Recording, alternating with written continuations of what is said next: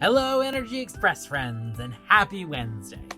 We're halfway through the week, and almost to the end of Energy Express. Well, we're going to start today off with a summer drink. I know I love fizzy water in the summer. There's nothing more refreshing. Let's head over and meet Rick and learn how to make some healthy, bubbly, refreshing summer drinks.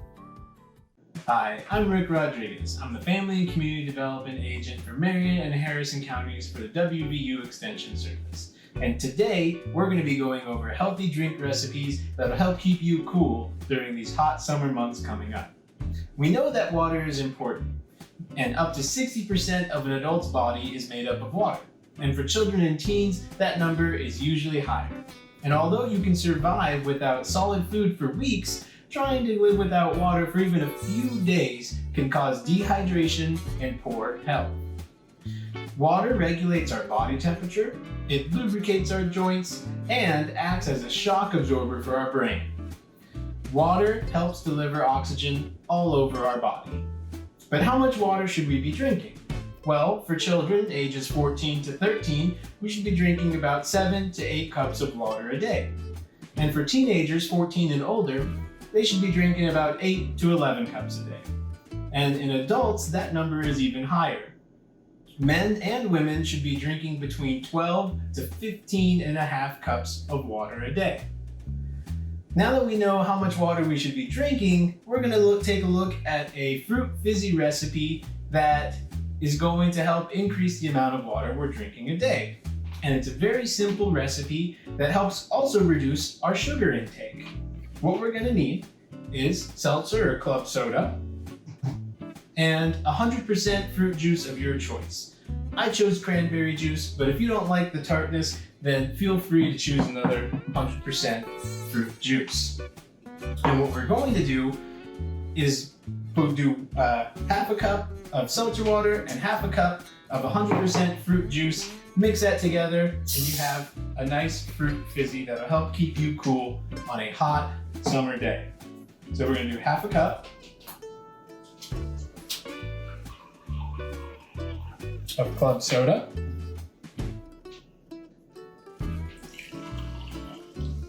and half a cup of 100% fruit juice. There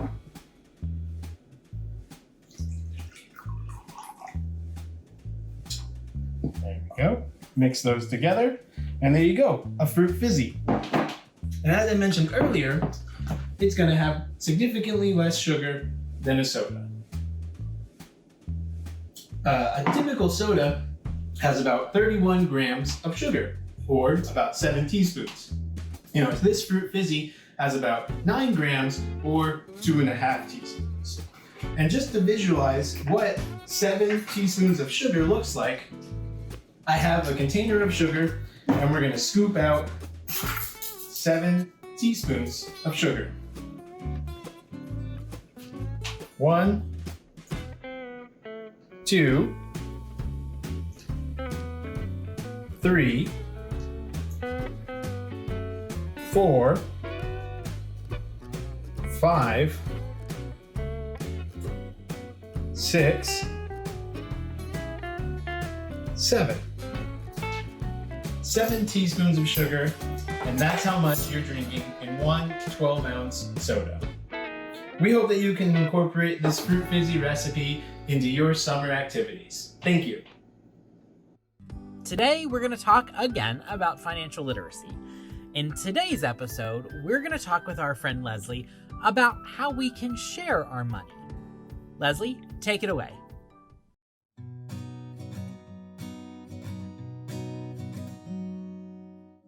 Hi everybody, I'm Lesley Woodrum and I'm the 4-H and Youth Development Extension Agent in Summers County, West Virginia. We've been learning about our good money management techniques. You've already talked about spending, about saving, and now we're going to talk about sharing. Now when we talk about saving, that's where we're putting the bulk of our money, about 80 cents worth out of our dollar. Spend, we put 10 cents, and that's for something that we're going to buy kind of right now. That's more of a need. Save, we're going to save for maybe a bigger goal, something we really want. And when we talk about sharing, that one might be the one that's the least familiar to you. When we talk about sharing, you're probably familiar with sharing in the context of sharing something with a friend. Maybe you go to the pool and your friend forgets their sunscreen and you share with them. So you're familiar with sharing in that context. Maybe you share a toy with a younger brother or sister. But today we're going to talk a little bit more about the 3 things that we can share. We can share our time, we can share our skills or abilities, and we can share our money. So when we talk about sharing our time, if any of you are in something like 4-H, Girl Scouts or Boy Scouts, or maybe some different sport organizations like football or Little League, you have people who are called volunteers. And those are people who freely share their time so that you can have some really fun experiences. We can also share skills or talents that we have. For example, this is a cross-stitch kit. If I'm really good at cross-stitch, I might use that skill that I have to cross-stitch this for someone else, and then I could share it with them to brighten their day. Or I might even put it in a garage sale to raise some money, which we'll talk about in a minute. Now, sharing your skills, it might be something like cross-stitch. It might be something like some sort of homework. My older sister is really good at math, and I am not. So over the years, she's really helped me with math. If you're good at math, you might help a friend or a brother or sister who struggles with it.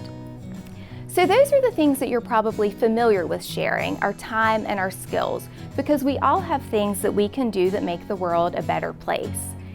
But the last thing that we're going to talk about is really more in the context of our money management, and that's sharing our money.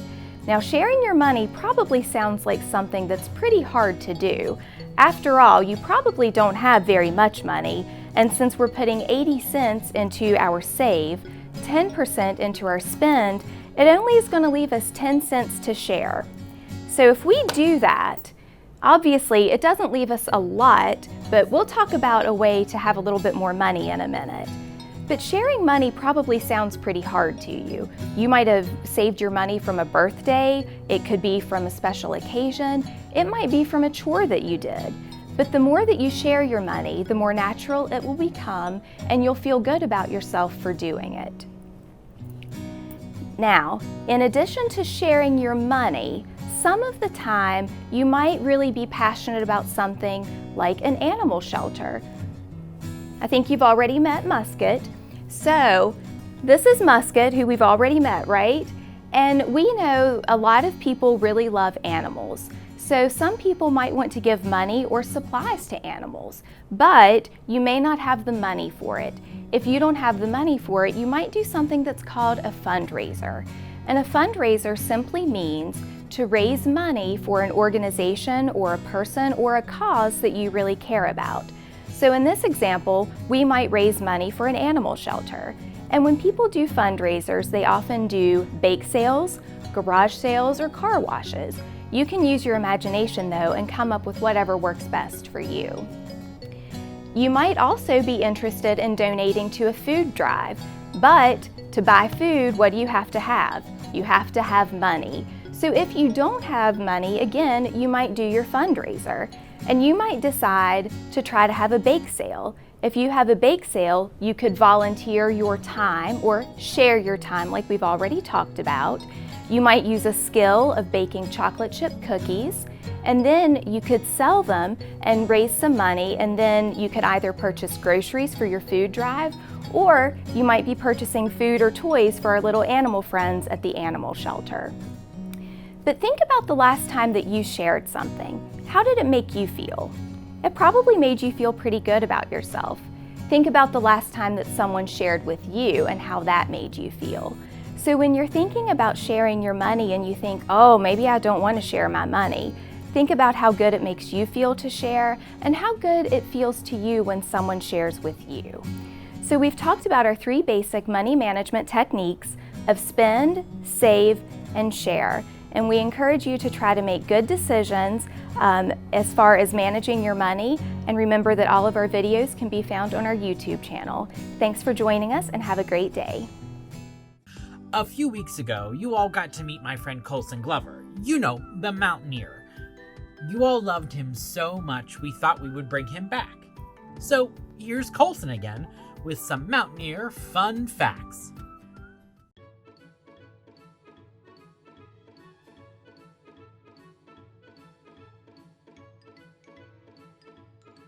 I want to go to med school after I'm finished with my undergrad, and I want to be a neurologist. So I want to go back home to Lewisburg, open up a practice, and help out sick West Virginians. That's what I want to do.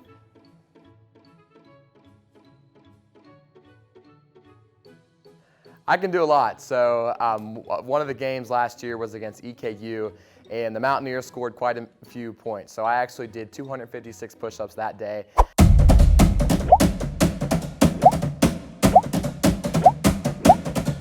And I could have probably done more if I really wanted to, but on the field that day, it was around 90 degrees. I had the mask on, I of course had the buckskins on. I was very sweaty, and by the end of the fourth quarter, my arms were numb and I had done 256 push-ups. So I can do quite a few if I have to.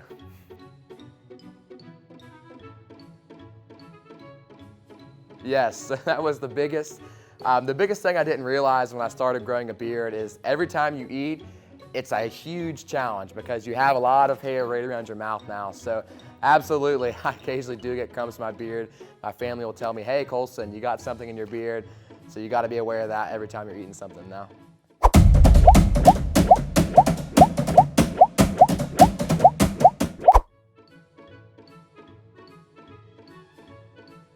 So it's very special. The Flying WV is actually real coal, which is really, really special. The obviously got the state of West Virginia with the Flying West Virginia in it. Every part of this rifle is a West Virginia rifle, 100%.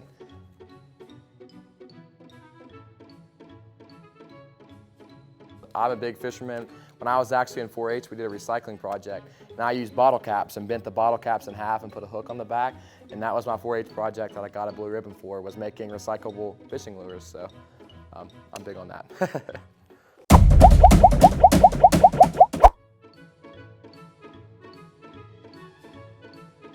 Great question. So my former, the Mountaineer ahead of me, Timmy Eads, he was number 66. He made 360 events or appearances in his 11-month term. Now he was supposed to be the Mountaineer for a year, but COVID-19 ended his term short, so he was on his way to make well over 400 appearances in his year. Now me, I have made a lot of virtual appearances and I haven't been quite as busy just due to limitations because of COVID-19, but so far I've made about 290 events or appearances, both in person and virtual. So we are extremely busy. We're still a student, we're still doing all the classwork and everything we need to, but we're taking on this additional role and attending that many events on top of that.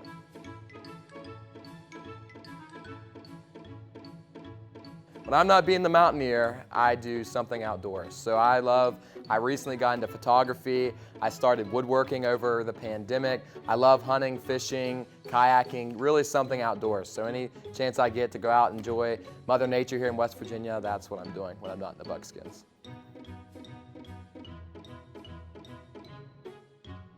My favorite snack, oh boy. One thing about me is I'm not picky, so I'm open to try anything. If I have to pick a snack, I don't know, honestly. Chicken. I love chicken no matter what it is, any way you prepare it. But like I said, I'm not picky in the slightest.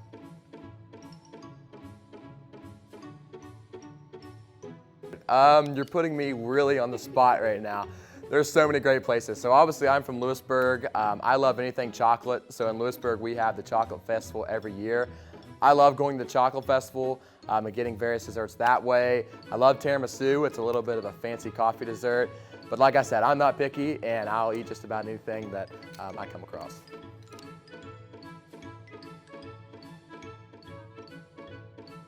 Oh boy, so I love every tradition we have here at WVU. We have a bunch, but my absolute favorite is singing country roads. Ever since I was a freshman and even when I was really, really little and I was coming to WVU games with my family, something about after a big win, getting arm in arm with your fellow West Virginians and singing that song to celebrate a big win. It's just a special moment that to this day still gives me chill bumps every single time.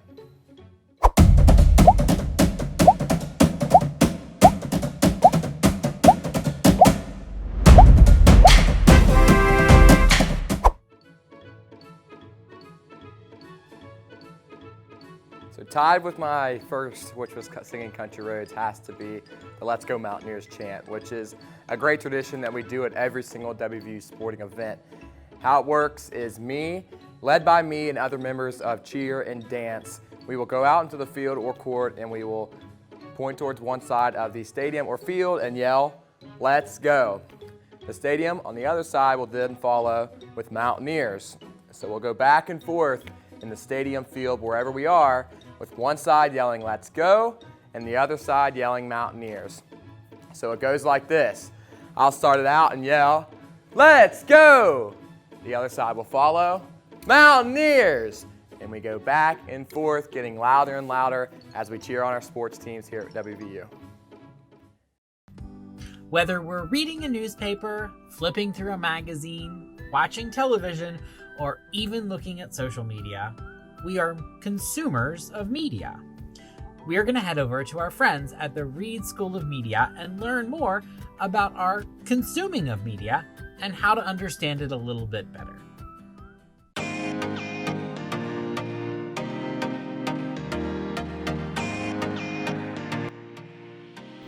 Hi everyone, my name is Jillian Winoski and I'm here with the West Virginia University Reed College of Media. And today we're going to talk about understanding the media just a little bit more.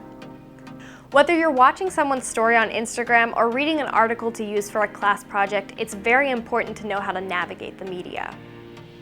Being a critical consumer is key to stopping the spread of misinformation and deciphering the difference between fact and false material. Today, I'm going to teach you how to become a more critical consumer with a few easy steps. Before we begin, it's important to know what we're working with, so let's talk vocabulary. What is a caption and how is it different from a quote? Captions are those small descriptions below an image that help orient a reader with what's happening in the photo, who's involved, when and where the photo was taken, and why it's important.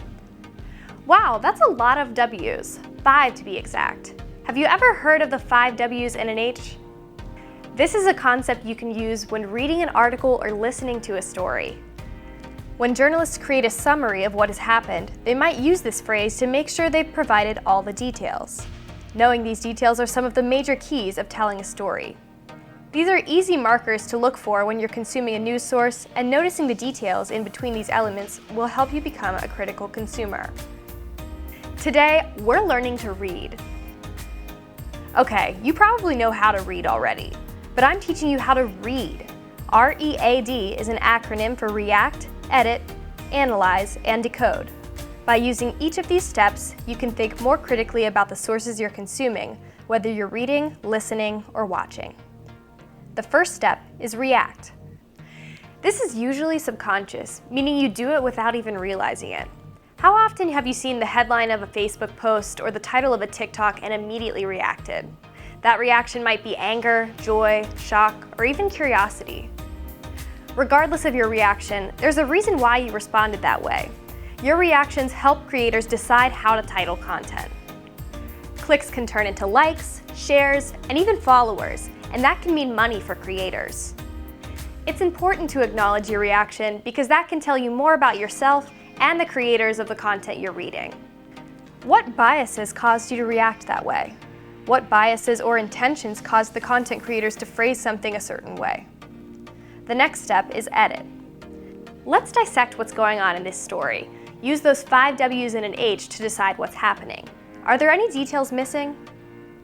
What details are included, and how are they phrased? Answering these questions can help you get inside the minds of who created the content you're consuming. Now that you notice your bias, the creator's bias, the details of the story, and the questions you have, it's now time to acknowledge all of it. Acknowledging bias is what brings us closer to achieving objectivity, and acknowledging what is included and what is missing from a story is what makes us more critical consumers. After acknowledging, we're able to decode. Decoding the content will help make an informed decision about whether to trust a source, how to interact with a post, and it could even help stop the spread of misinformation. Now that you know the steps, let's take a practice run. Let's READ this article.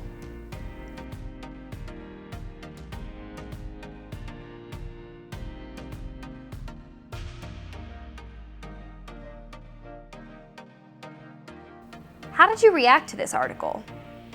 Now let's edit. What are those 5 W's and an H? First, who was involved? In this case, we're talking about the Tokyo Olympics. What's happening? In this case, the torch relay has begun. And when and where? We're talking about Olympia, Greece in March 2020. Why and how to start the games and the Olympic flame was kindled. Now let's acknowledge, are there any biases in this article? Last step, it's time to decode.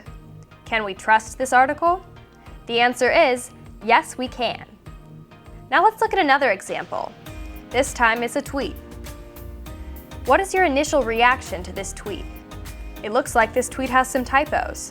Do we really think somebody would offer free Netflix accounts? Now let's edit. Can you find those 5 W's and an H? This tweet doesn't seem to have all of those. Up next is step 3. Let's acknowledge and look for any biases. It doesn't seem like we should call numbers we don't know. And lastly, let's decode and make an informed decision. Should we trust this tweet? The answer is no. Let's look at how Netflix handled this tweet that was spreading misinformation.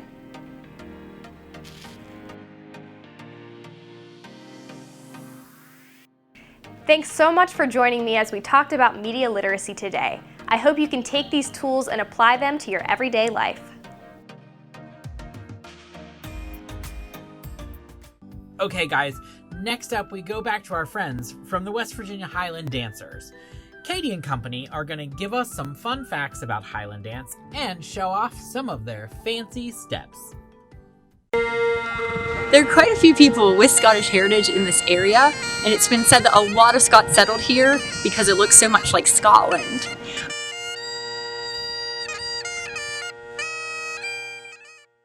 Our group actually started around 30 years ago with just a few of us who happened to have parents in the West Virginia Highlander band. We took lessons in Pittsburgh from Wendy Fennell, and then when I was 17, I was able to get my teaching certification, and the group was able to really grow here. So now we have dancers from all over Randolph County and actually all over the state now that we're offering online lessons.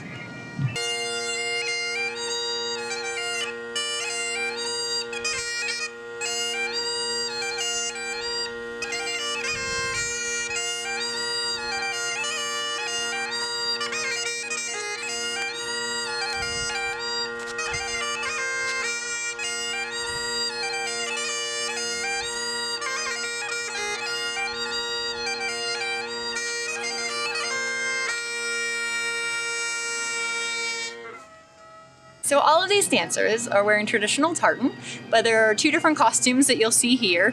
One is the kilt outfit. And this was traditionally, it used to just be worn by men, and now women also wear the kilts, and we wear very bright colors these days, which you did not used to see in Scotland a long time ago. We also have the Aboyan outfit, which was traditionally a lady's outfit. Still is, the men do not wear the Aboyans, but men and women both compete in all of the dances these days. It used to be that only men competed in Highland dancing and they wore the kilts, but now everybody competes together.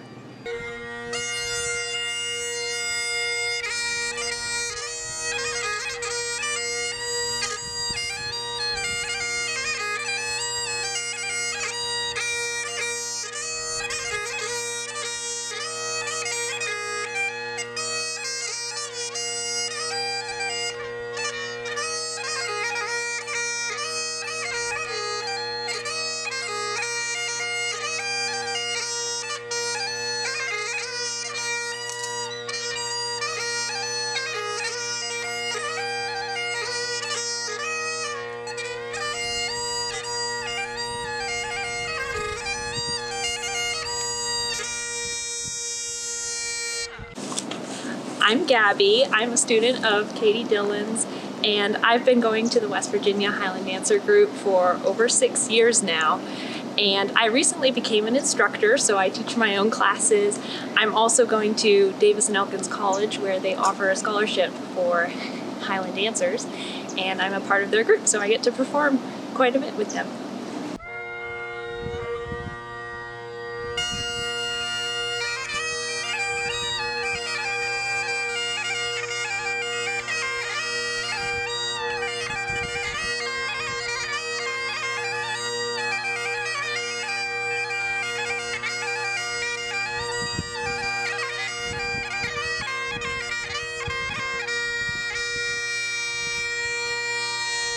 We love traveling country to compete, but we also really love performing and sharing Highland dancing with others in our local community.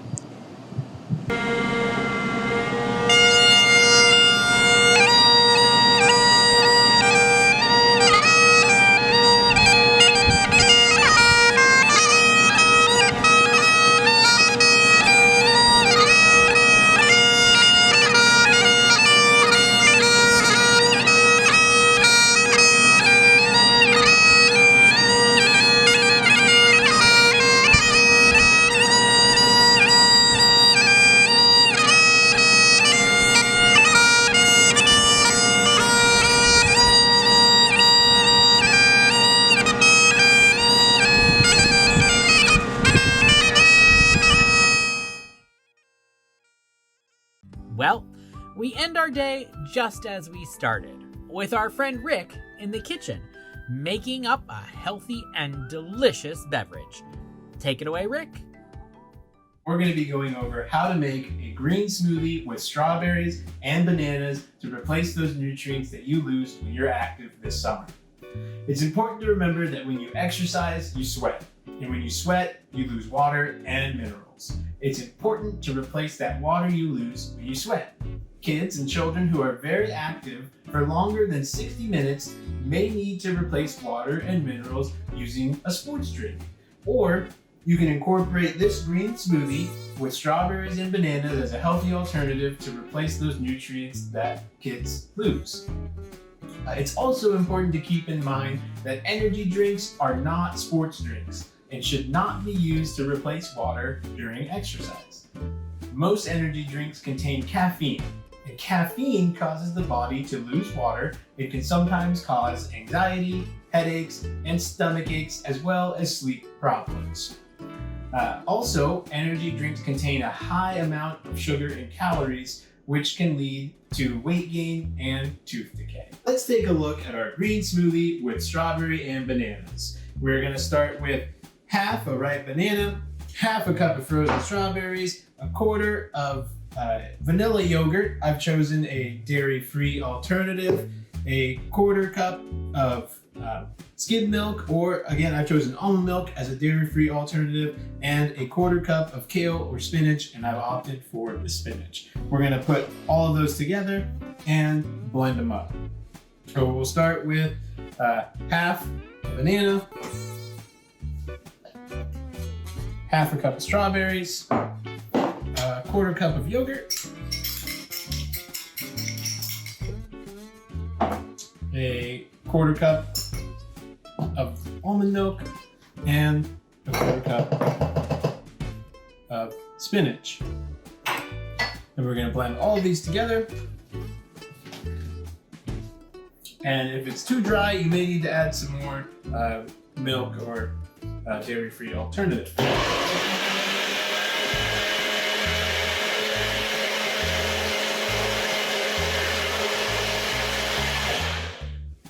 There we go.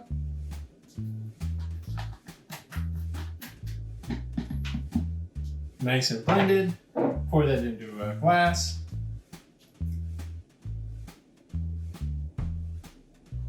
And there you go.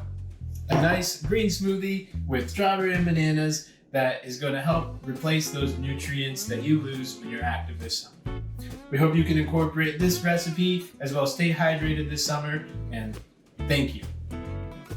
Well, from delicious drinks to financial literacy to dancing away the blues, we've covered it all today. Thanks for joining us for another great day of Energy Express. We'll see you tomorrow. Have a great afternoon. Bye-bye.